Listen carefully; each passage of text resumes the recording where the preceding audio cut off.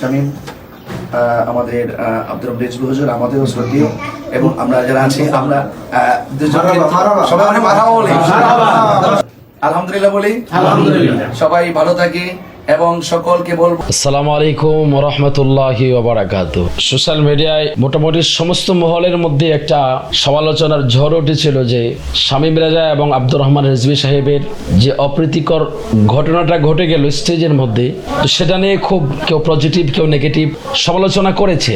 তো অনেকে অনেক রকমভাবে সমালোচনা করেছে। আমি কিন্তু শুরুতেই যেই দিন ঘটনাটা ঘটেছিল সেই দিন থেকে আমি সমস্ত আমজনতাকে শান্ত করার চেষ্টা করেছি। আমি কারো প্রতিপক্ষ হয়ে বা কারো পক্ষ নিয়ে আমি কথা বলি নাই। তো আজকে যেভাবে হোক আমাদের আহলে সুন্নাত ওয়াল জামাতের বিশিষ্ট কর্ণধার পীর মুফতি আল্লামা গিয়াসউদ্দিন আত-তাহিরি সাহেব শামীম রাজা এবং আব্দুর রহমান রিজভী সাহেবকে মিলিয়ে দিয়েছেন, একত্রিত করে দিয়েছেন।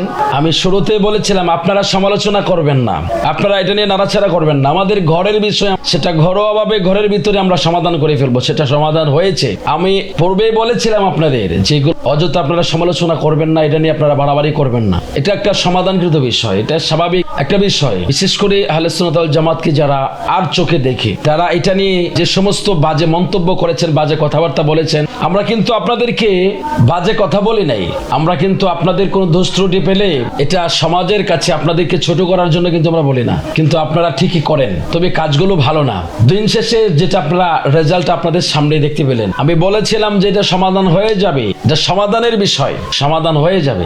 অলরেডি সমাধান হয়ে গেছে। এখন আপনারা কি সমালোচনাটা করবেন বলেন? শুধু সমাধানই হয় নাই, আমি আশা করি ইনশাল্লাহ এখন আব্দুর রহমান রিজভী এবং শামীম রাজার মধ্যে আন্ডারস্ট্যান্ডিংটা আরো বেশি হবে, আরো ভালো হবে।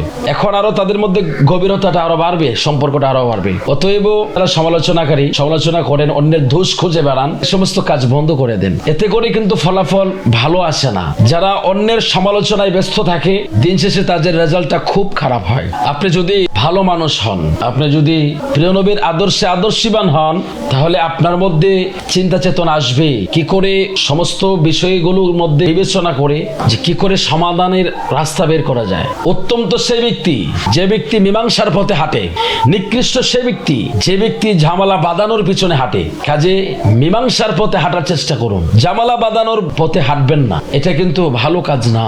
কাজে আপনি যে কোনো ঘরানার আলেম হন, যে কোনো ঘরানার মানুষ হোক, একটা অমুসলিমও যদি কোনো বিষয়ের মধ্যে জড়িয়ে পড়ে, চেষ্টা করবেন মীমাংসার দিকে নিয়ে যাওয়ার জন্য। এটা আপনি মুসলিম হিসাবে অন্যান্য জাতি দিন ধর্মের লোকেরা বুঝবে যে মুসলিমদের আদর্শ এটা রাসূলুল্লাহর আদর্শ, মুসলিমরা আসলে পৃথিবীর শ্রেষ্ঠ আদর্শে আদর্শিত।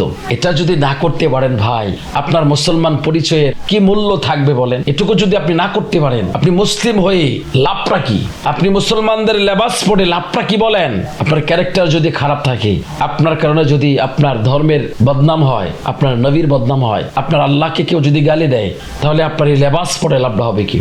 আসুন না ভাই, আমরা সবাই মিলে নবীর আদর্শটা প্রতিষ্ঠা করার জন্য, সমাজের মধ্যে ছড়িয়ে দেওয়ার জন্য সবাই জায়গা থেকে চেষ্টা করে যায়। হয়তো আমাদের মধ্যে আপনাদের মধ্যে ছোটখাটো বিষয় নিয়ে ভুল বোঝাবুঝি থাকবে, এটা অস্বাভাবিকের কিছু না। এটা সৃষ্টি শুরু থেকে আসছে। সব যে আমরা এক মতাদর্শের ভিতরে চলে আসব এমনটা হবে না। এটা সৃষ্টি শুরু থেকে হয় নাই, কাজে যুগ যুগ ধরে এটা হয়ে আসছে, হবে।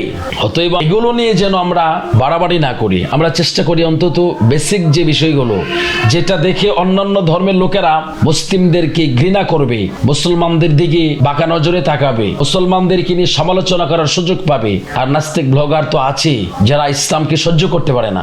অন্তত আপনারা এই দিকটা বৃহৎ স্বার্থের দিকে লক্ষ্য করে এই কাজগুলো করবেন না। যারা ইউটিউবার আছেন, বিশেষ করে ওই যে নরসিংদীর যে একটা ছেলে আছে, একটা ইয়াং ছেলে, আমি আপনাকে অনুরোধ করি, বলে ভাই, হয়তো আগের ভিডিওতে আপনাকে আমি শক্ত করে বলেছি, এখন আমি আপনাকে অনুরোধের স্বরে বলছি, প্লিজ আপনি এই সমস্ত কাজগুলো করবেন না। এগুলো ছেড়ে একটু সঠিক পথে হাঁটার চেষ্টা করেন, সত্যের পথে হাঁটার চেষ্টা করুন। রিজিকের মালিক আল্লাহ।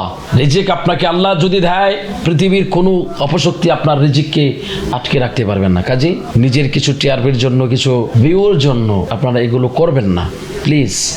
কারো ইজ্জত নিয়ে ছিনিমিনি খেলবেন না। আল্লাহ তাআলা সবাইকে বুঝ দান করুক। শামীম রাজা এবং আব্দুর রহমান রিজভী সাহেব হুজুর, ওনাদের মধ্যে আল্লাহ তাআলা আরো ভালোবাসা প্রেম প্রীতি আরো বাড়িয়ে দেখ, আরো আল্লাহ ওনাদেরকে আরো ধৈর্যশীল বানিয়ে দেখ। শামীম রাজাকে আরো ধৈর্যশীল বানিয়ে দেখ, আরো উচ্চ মর্যাদা দান করুক। আব্দুর রহমান রিজভী সাহেবকে আল্লাহ তাআলা হায়াতে তৈবা দান করুক, আরো দীর্ঘদিন উনি যেন সুন্নিয়তের খেদমত করতে পারে, 40 বছর যাবত করছেন, আরো যেন আল্লাহ তাআলা ওনাকে দীর্ঘ হায়াত দেন, আমাদের মাঝে যেন সুন্নিয়তের কাজ করে যেতে পারেন। সবার সুস্বাস্থ্য কামনা করে বিদায় নিচ্ছি। পাশাপাশি পীর মুফতি আল্লামা গিয়াসউদ্দিন তাহিরি সাহেব এবং জসিমউদ্দিন মজিদি সাহেব, আরো যারা ওনাদের সহযোদ্ধা ছিলেন, সহযোগী ছিলেন, সবাইকে আন্তরিক মোবারকবাদ জানাই, ধন্যবাদ জানাই। আজকের মতো আমরা এখানে লাইভটা শেষ করলাম। আসসালামু আলাইকুম ওয়া রাহমাতুল্লাহি ওয়া বারাকাতুহু।